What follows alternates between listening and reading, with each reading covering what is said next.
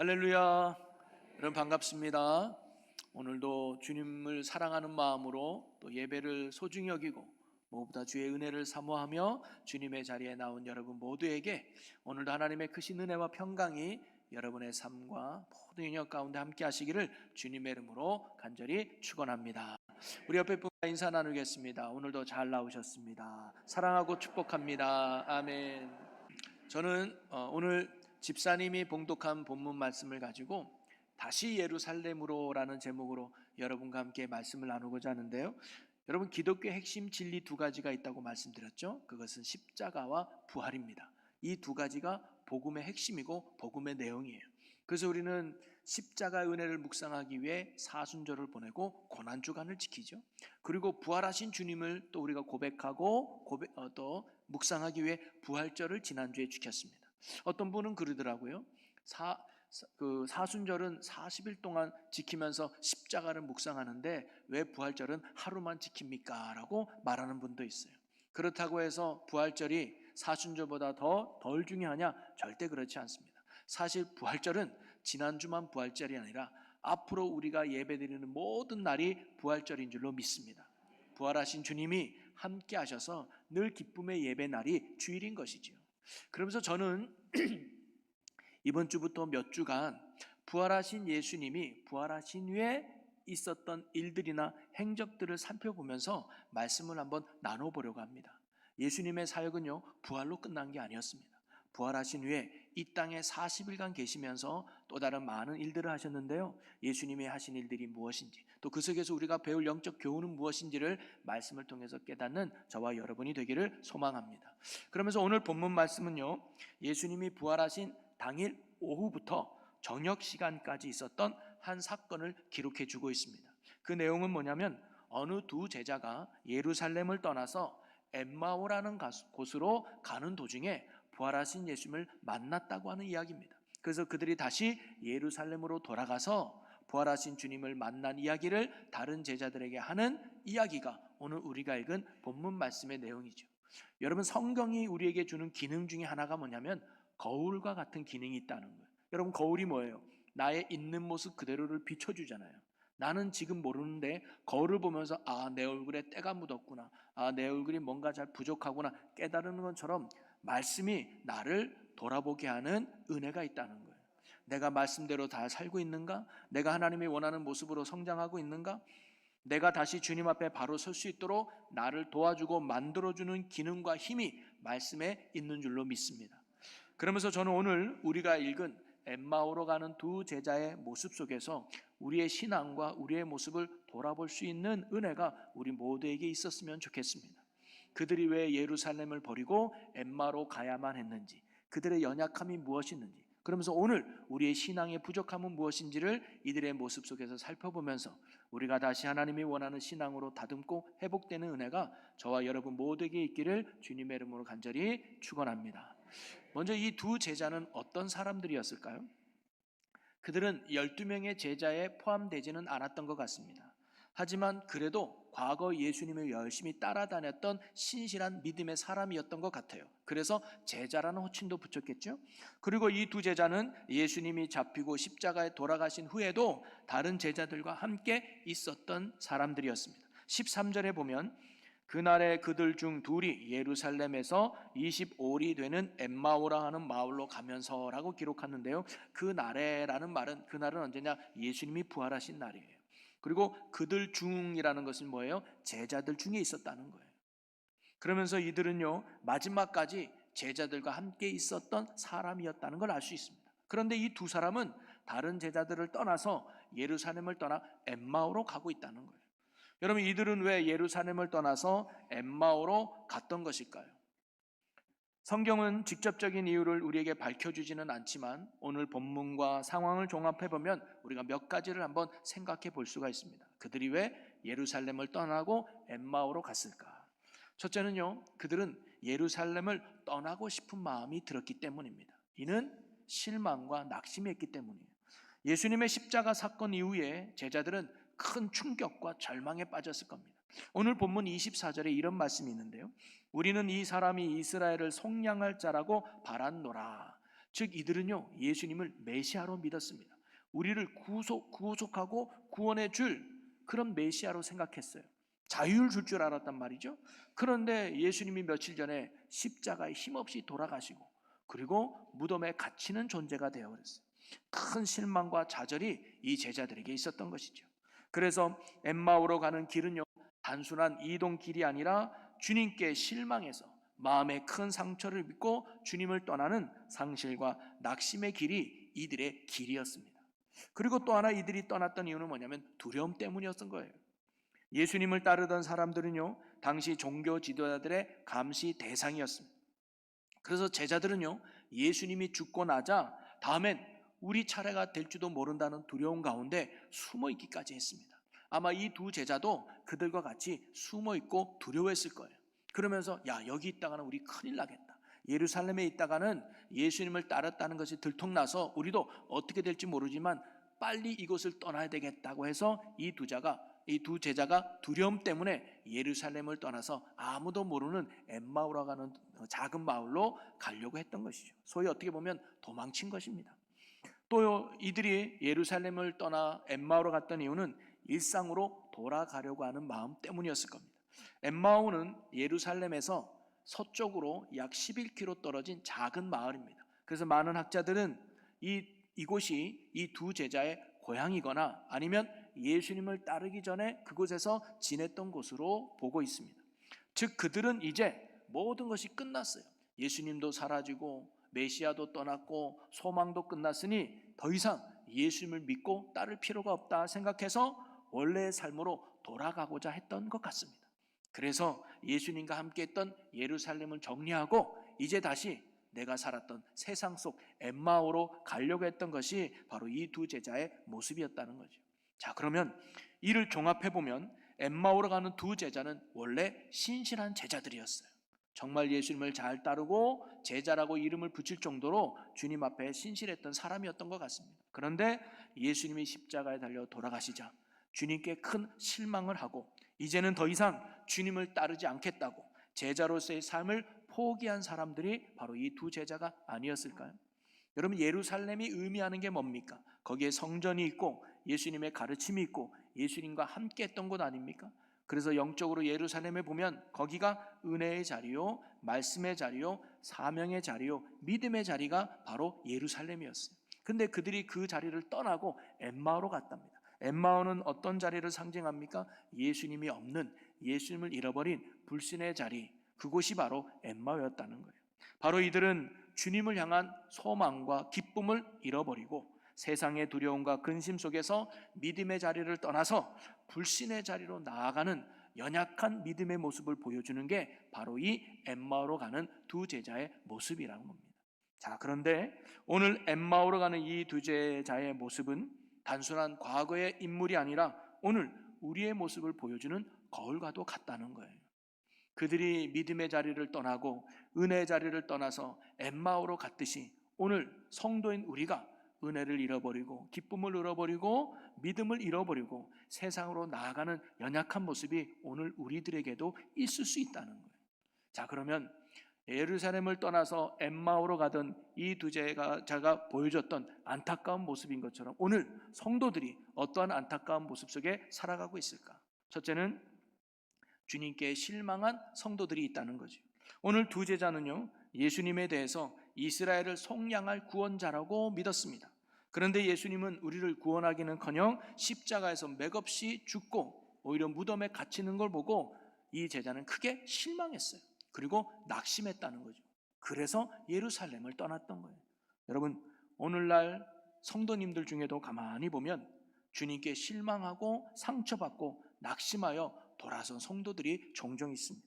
열심히 기도했는데 내게 응답이 없고 주님을 크게 믿고 열심히 기도했는데 기대가 컸던 만큼 아무런 변화가 없을 때 겉으로는 내색하지는 않지만 속으로는 하나님 어떻게 이럴 수 있나요? 라고 하면서 실망과 낙심의 마음으로 서서히 주님께 등을 돌리는 성도들을 종종 볼 수가 있습니다.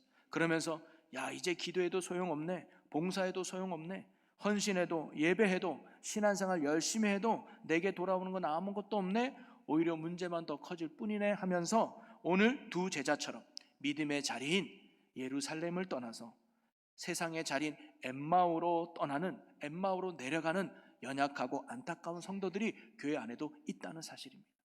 왜 예수님이 내게 이렇게 응답하지 않을까? 왜 예수님이 나를 이렇게 아픔으로 이끌어 갔을까라는 예수님의 깊으신 뜻을 이해하기보다는 내 뜻대로 되지 않았다는 실망감과 낙심 때문에 주님을 멀리하는 연약한 성도들도 교회 안에 있다는 거죠. 또 예수님이 곁에 계셔도 내가 보지 못하고 알지 못하는 안타까운 성도들을 보여주고 있습니다. 오늘 16절에 보면 이렇게 기록되어 있어요. 그들의 눈이 가리어져서 그인 줄 알아보지 못하거늘.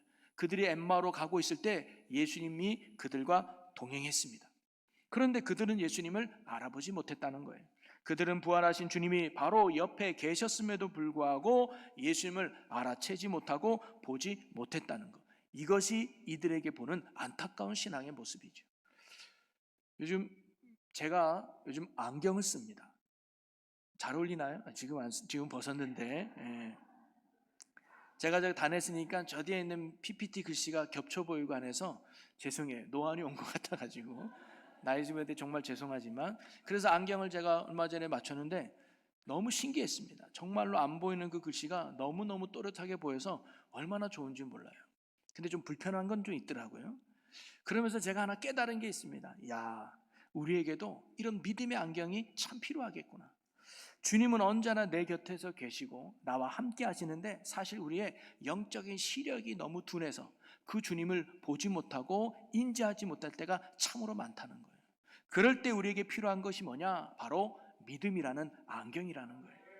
믿음의 안경을 쓰면 예배 속에서도, 기도 속에서도, 내 고난과 아픔 속에서도, 또는 슬픔과 기쁨 속에서도 나와 함께 하시는 주님을 우리가 보게 되고 만나게 될 줄로 믿습니다. 오늘 이 두 제자는 바로 이런 영적인 시력이 너무 안 좋아서 주님이 바로 옆에 계셨음에도 불구하고 알아채지 못했다는 거예요. 근데 오늘 교회 안에도 그런 성도들이 많다는 거예요. 주님이 분명 옆에 계시는데도, 고난 중에도 계시고 아픔 중에도 계시고 기쁨과 즐거움 속에도 계심에도 불구하고 우리의 시력이 너무나 나빠서 그 주님을 깨닫지 못하는 연약함과 안타까운 모습이 오늘 우리들에게도 있을 수 있다는 거예요. 또 하나, 오늘 이 두 제자가 보여주는 성도는 어떤 모습이냐면 말씀을 듣지만 깨닫지 못하는 성도들을 보여주고 있습니다. 오늘 17절에 이렇게 기록되어 있는데 우리 같이 읽어보겠습니다. 예수께서 이르시되 너희가 길 가면서 서로 주고받고 하는 이야기가 무엇이냐 하시니 두 사람이 슬픈 빛을 띠고 머물러 서더라. 아멘. 예수님이 이제 그들에게 무슨 이야기를 그렇게 너희들 주고받고 있니 하면서 예수님이 그들에게 물어본 거 아니에요? 그랬더니 그들이 슬픈 빛을 띄었다고 하고 있습니다. 이 말은 뭐냐면 이 두 제자가 지금 예수님이 옆에서 말씀하고 있음에도 불구하고 이게 예수님의 말씀인지 몰랐다는 거예요. 눈이 둔해요 보지 못했다면 귀라도 밝아가지고 이 예수님의 말씀이네 라고 깨달으면 좋았을 텐데, 이 두 제자는 시력만 나빴던 것이 아니라 영적인 귀도 둔해서 바로 옆에서 말씀하시는 예수님의 말씀도 알아듣지 못하고 깨닫지 못했다는 게 이 두 제자의 안타까운 모습이었습니다. 여러분, 오늘 우리도 혹시 그렇지 않을까요? 예수님이 끊임없이 우리에게 말씀하시는데 우리의 귀가 둔하여 깨닫지 못하는 모습이 참 우리에게 많다는 거예요. 여러분, 어떻게 보면 잘 듣는 것이 복인 줄로 믿습니다. 여러분, 몇 년 전에 한 뉴스를 봤는데요, 어느 소방관이 늦게 퇴근하고 집에 돌아가는 도중에 한 집에서 치칙치칙하는 소리가 들리더래요. 누전하는 소리가 들려요. 그리고 타는 냄새도 좀 나는 것 같아요. 그래서 그 집의 구석구석을 살펴봤더니 한쪽에 누전이 돼서 불이 나기 시작한 거예요. 그래서 얼른 119에 연락을 하고 이분은 그 집에 문을 두드리고 마침 70대 노인 두 분이 주무시고 계셨대요. 그래서 깨워서 구출해내고 불도 껐다는 뉴스를 본 적이 있어요. 이 소방관이 치직하는 소리를 잘 들을 수 있었기 때문에 두 사람의 생명도 건져낸 거 아니겠습니까? 여러분, 우리의 신앙도요, 주님의 말씀과 음성을 잘 들을 줄 알아야 됩니다. 그래야 주님이 원하고 기뻐하는 올바른 신앙생활을 하고 건강하고 복된 신앙생활을 누릴 수 있는 것이죠. 듣는 것이 얼마나 중요한지 예수님도 말씀을 하시고 끝에 귀 있는 자는 들을지어다 하시는 말씀을 종종 하셨습니다. 여러분, 우리가 설교 듣는 자체도 중요하고요, 성경에 읽는 자체도 중요하지만 더 중요한 건 그 말씀 속에서 나에게 주시는 주님의 음성을 들을 줄 아는 게 더 중요한 거예요. 그럴 때 그 말씀이 내 안에 역사하고 또 나를 변화시키는 능력이 되는 줄로 믿습니다. 우리가 하나님의 말씀으로 듣지 않으면 아무리 좋은 설교를 들어도, 아무리 성경을 많이 읽어도 그 말씀은 전혀 내 삶에 변화가 되지 않는다는 거예요. 오늘 엠마오로 가는 두 제자가 바로 그런 성도들을 보여줍니다. 예수님이 옆에서 말씀해 주셔도 우리가 그것을 주님의 음성으로 깨닫지 못한다면 아무런 변화와 역사가 나타나지 않는다는 거죠. 또 하나 이들이 보여준 안타까운 신앙의 모습은 뭐냐면, 낙심하여 사명의 자리를 떠나는 성도들을 가르쳐주고 있습니다. 여러분, 그들은 예수님과 함께했던 예루살렘을 떠나서 엠마오로 내려가고 있었습니다. 예루살렘이 어떤 곳이죠? 앞에도 말씀드렸지만 예수님과 함께했고 예수님을 섬기며 따랐던 곳이 바로 예루살렘이었습니다. 한마디로 말하면 믿음과 사명의 자리가 예루살렘이었는데, 그런데 이제 그들은 그런 사명의 자리를 떠난 거예요. 야, 열심히 해봤자 무슨 소용이 있나? 열심히 해봤자 무슨 기쁨이 있나? 괜히 내가 상처만 받고 억울하지 하면서 낙심하고 상처받고 상실감에 그 사명의 자리를 떠나는 사람이 바로 이 두 제자였다는 거 아니겠습니까? 오늘 교회 안에도 이런저런 말에 상처받아서, 이런저런 거에 낙심해서 사명의 자리를 떠나고 봉사와 섬김의 자리를 떠나는 성도들을 종종 볼 수 있습니다. 물론 나이가 많아서 하고 싶어도 할 수 없어서 그 사명의 자리를 떠나는 건 어쩔 수 없지만, 여전히 할 능력이 되고 여전히 할 힘이 있음에도 불구하고 마음이 연약해서 그 사명의 자리를 떠나는 연약한 성도들도 그 안에서 종종 볼 수가 있죠. 사랑하는 성도 여러분, 오늘 여러분은 어떻습니까? 오늘 우리는 엠마오로 가는 두 제자처럼 신앙의 안타까운 모습으로 살아가고 있지는 혹시 않습니까? 믿음의 신앙의 자리를 떠나서 불신한 엠마오로 내려가는 우리 안타까운 신앙의 모습은 혹시 없습니까? 열심히 했지만 응답이 없어서 주님께 실망해서 믿음과 예배의 자리를 멀게하고 있지는 않습니까?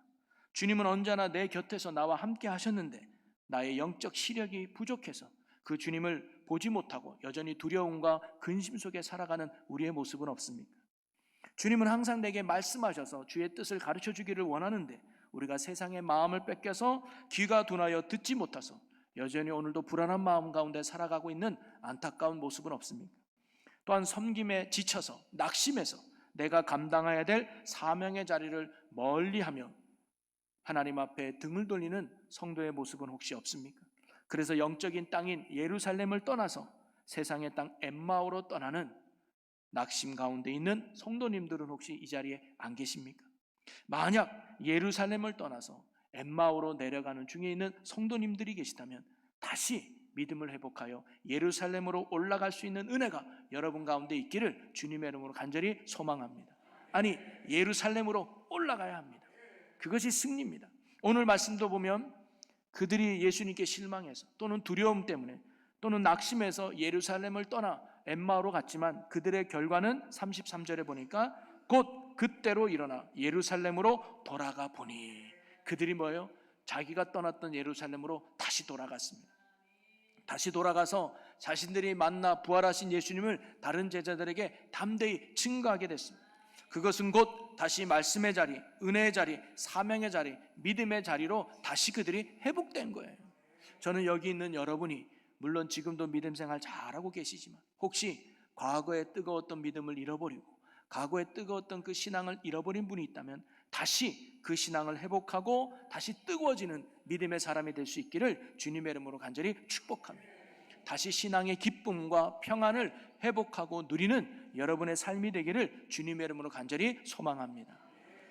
그러면 이 두 제자가 그렇게 실망해서 두려워서 낙심 가운데 떠나야 했던 예루살렘으로 다시 돌아갈 수 있었던 이유는 어디 있었을까요? 한마디로 말하면 그들이 부활하신 주님을 만났기 때문입니다. 여러분, 신앙의 힘은 다른 데 있는 게 아닌 것 같습니다. 우리의 지식이나 우리의 경험이나 우리의 연륜에 있는 것이 아니라 신앙의 기쁨과 힘과 능력은 부활하신 주님을 만나는 데 있습니다. 부활하신 주님을 만나고 그분과 함께 한다면 우리는 어떤 두려움의 자리도 어떤 절망의 상황 속에서도 능히 이겨내고 승리하게 될 줄로 믿습니다. 자, 그렇다면 예수님을 보지도 못했고 그분의 말씀을 듣지도 못했고 만나지도 못했던 이 제자들이 어떻게 예수님을 다시 보고 그분의 말씀을 듣고 만날 수 있었을까요? 여러분, 오늘도 주님은 우리와 늘 함께 계셔요. 그리고 우리의 능력이 되어주기를 원하셔요. 그런데 왜 우리는 함께 계신 그 주님을 만나지 못하고 보지 못하고 했을까요? 그런데 이 제자들은 그렇게 하다가 어떻게 다시 그 주님을 볼 수 있었을까요? 오늘 성경에는 두 가지를 가르쳐주고 있는데 그게 오늘 저와 여러분이 가져야 될 결단의 신앙이라고 생각되는데 그 첫 번째가 뭐냐면 주님께서 가르쳐주시는 말씀을 통해서 그들이 회복되었다는 사실입니다. 32절 말씀을 같이 읽어보겠습니다. 그들이 서로 말하되 길에서 우리에게 말씀하시고 우리에게 성경을 풀어주실 때에 우리 속에서 마음이 뜨겁지 아니하더냐고. 아멘. 즉 예수님이 이들에게 말씀을 하나하나 가르쳐서 복음을 이야기할 때 그들의 마음이 뜨거워졌다는 걸 느꼈다는 거예요. 마음이 열렸다는 거죠. 이것은 무엇을 뜻하냐면 신앙의 회복은요, 말씀을 들을 때 회복된다는 겁니다. 회복의 시작은 환경이나 조건에 있는 게 아니에요. 바로 말씀에서 시작되는 줄로 믿습니다. 그래서 사도 바울도 믿음은 들음에서 나고 들음은 곧 그리스도의 말씀이라고 했습니다. 여러분, 우리가 설교를 날마다 듣고 또 말씀을 날마다 읽고 힘써 배워야 될 이유가 바로 여기 있습니다. 우리는 말씀을 통해서 부활하신 주님을 볼 수가 있고요. 우리는 말씀을 통해서 부활하신 주님의 음성을 들을 수가 있고요. 우리는 말씀을 통해서 부활하신 주님을 만날 수가 있습니다. 성경은 유일하게 예수 그리스도를 증거해 주는 구원의 책이고 생명의 책이기 때문입니다. 그러니 여러분, 우리의 신앙의 회복을 위해서 날마다 말씀을 늘 붙들고 가까이 하는 여러분이 되기를 주님의 이름으로 간절히 축원합니다. 우리가 내일부터 120일 동안 구약 성경 통독을 할 텐데요. 우리가 말씀이 있는 것 같아도 읽다 보면 그 말씀이 나를 붙듭니다. 그 말씀을 통해서 주님을 만나고 깨닫는 은혜가 말씀과 함께하는 여러분 가운데 충만하시기를 주님의 이름으로 간절히 축원합니다. 그리고 여러분도 설교를 듣는 것이 단순한 정보가 아니라 하나님의 말씀으로 전하는 저와 듣는 여러분이 되기를 간절히 소망합니다. 그럴 때 그 말씀이 내 안에 능력이 되고 변화시키는 역사가 될 줄로 믿습니다. 두 번째도 이들이 예수님을 알게 된 이유는 뭐냐면 주님께서 떡을 함께 나눌 때 그들의 눈이 밝아졌다는 거예요. 자, 30절과 31절을 같이 읽어보겠습니다. 그들과 함께 음식 잡수실 때에 떡을 가지사 축사하시고 떼어 그들에게 주시니 그들의 눈이 밝아져 그인 줄 알아보더니 예수는 그들에게 보이지 아니하시는지라. 아멘. 예수님이 저녁 먹을 때 떡을 떼어 제자들에게 주었습니다. 그리고 그 떡을 받았더니 그들의 눈이 뭐예요? 밝아졌다는 거예요. 예수님이 함께 했다는 걸 그들이 알아봤다는 거죠. 여러분, 여기서 눈이 밝아졌다는 것은요, 그들이 눈을 떴다는 것이 아니라 예수님이 그들의 눈을 밝혀주셨다는 거예요. 깨닫게 해주셨다는 거예요. 여러분, 우리가 예수님을 보고 싶다고 볼 수 있는 게 아니고요, 듣고 싶다고 들을 수 있는 것도 아니고, 만나고 싶다고 만날 수 있는 게 아니라 주님이 우리에게 보여주셔야, 주님이 우리에게 들려주셔야, 그리고 주님이 우리를 만나주셔야 우리가 주님을 만날 수 있는 줄로 믿습니다. 그러면서 이들이 언제 주님께 그들의 눈을 밝혀주셨고 그들이 알게 해주셨는가? 다시 한번 30절과 31절을 보면 그들과 함께 음식 잡수실 때 떡을 가지고 축사하시고 떼어 그들에게 주시니 그들의 눈이 밝아졌다고 나와요. 바로 예수님이 떡을 떼어서 제자들에게 주었고 그 제자들이 떡을 받았더니 그때 그들의 눈이 벌쩍 떠여서 예수님인 걸 알아봤다는 거예요. 여러분, 주님이 떡을 떼어 주었다는 것은 단순한 먹을 거를 줬다는 식사가 아닙니다. 십자가 지시기 전날 마지막 만찬 때 보여주셨던 것처럼 떡은 예수님 자신을 의미하고 있습니다. 즉 자신의 떡을 제자들에게 나눠주고 제자가 그 떡을 받았다는 건 두 가지 의미가 있습니다. 첫째는 뭐냐면 예수님을 나의 주로 그리스도로 모셔들었다는 거예요. 여러분, 우리가 예수님을 아는 자가 아니라 믿는 자가 되어야 될 줄로 믿습니다. 예수님을 내 삶에 모실 때, 예수님을 내 삶의 주인으로 모실 때 주님이 우리의 삶의 역사는 능력이 되고 힘이 되는 줄로 믿습니다. 또 하나는 떡과 포도주를 나누었다는 것은 곧 성찬을 의미하죠. 그것은 오늘날 예배를 의미하는 것입니다. 바로 온전한 예배 속에서 부활하신 주님은 우리를 만나주시는 거예요. 그래서 예수님도 요한복음 4장에 하나님은 예배하는 자를 찾는다 그랬습니다. 여러분, 찾는다는 말은 뭐냐면 만나주신다는 거예요. 즉 하나님은 예배하는 자를 만나주신다는 거예요. 그러기에 예배는 성도의 심장과도 같습니다. 예배가 살면 내 영혼이 사는 것이고 예배가 살면 신앙이 사는 거예요. 그러니 여러분, 저와 여러분이 하나님께 드리는 예배를 통해서 하나님의 임재를 경험하고 주님을 만나는 은혜 가운데 나아갈 수 있기를 주님의 이름으로 간절히 축원합니다. 이제 말씀을 정리하고 결론을 맺겠습니다. 여러분, 혹시 오늘 우리가 낙심해서 실망해서 두려운 가운데 예루살렘을 떠나 엠마오로 가는 두 제자처럼 주님을 잃어버린 채 말씀의 자리, 은혜의 자리, 사명의 자리, 믿음의 자리인 예루살렘을 떠나서 두려움과 낙심을 안고 세상인 엠마오로 내려가는 연약한 믿음의 모습은 혹시 없습니까? 그런 여러분에게 다시 부활하신 주님을 만남으로 말미암아 다시 여러분의 믿음이 회복되는 은혜가 여러분 가운데 있기를 주님의 이름으로 간절히 축원합니다. 주님을 만나면 우리는 다시 예루살렘으로 올라갈 수 있는 겁니다. 그러기에 신앙의 회복과 진정한 승리를 위해서 우리에게 필요한 건 좋은 환경이 아닙니다. 좋은 조건이 아닙니다. 살아계신 주님을 만나는 것입니다. 부활하신 주님을 만나는 데 있습니다. 오늘 말씀에서 그 주님을 깨닫고 보는 회복은 두 가지입니다. 말씀이 우리를 다시 주님께로 인도하고 예배 속에서 주님을 만날 수 있다는 거예요. 그러니 우리가 하나님의 말씀을 하나님의 말씀으로 들을 수 있는 믿음의 귀를 열어서 말씀 속에서 주님을 만나는 은혜가 여러분 가운데 있기를 주님으로 간절히 축원합니다. 그리고 하나님이 찾으시는 이 예배 자리를 통해서 하나님의 임재를 경험하고 주님을 만나는 은혜가 여러분 가운데 있기를 간절히 축원합니다. 그래서 주님을 만남으로 말미암아 우리의 식었던 마음이 다시 뜨거워지고 닫혀있던 눈이 다시 열리며 멈춰있던 우리의 발걸음이 다시 주님이 기뻐하는 예루살렘으로 행하는 저와 여러분의 귀한 삶이 되시기를 주님의 이름으로 간절히 축원합니다. 사랑하는 성도 여러분, 예수님은 지금도 살아계시고 우리와 함께하고 계십니다. 그리고 우리와 함께 걸어가고 계십니다. 이제 우리의 눈을 열고 귀를 열고 부활하신 주님을 다시 만나는 은혜가 우리 모두에게 있기를 주님의 이름으로 간절히 축원합니다.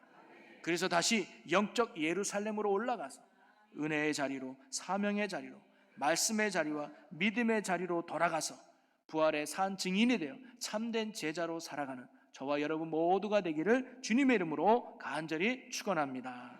우리 이 시간 오늘 주신 말씀을 붙들고 우리 결단하며 기도하면 좋겠습니다. 하나님, 내가 예루살렘을 떠나 엠마오로 가는 두 제자와 같은 연약한 모습에 있었습니다. 우리가 다시 부활하신 주님을 만나서 다시 예루살렘에 올라가 참된 제자로 살아가는 믿음의 종들 되게 하여 주시옵소서라고 우리 다 같이 주여 한번 외치고 우리 함께 통성을 기도하겠습니다. 주여!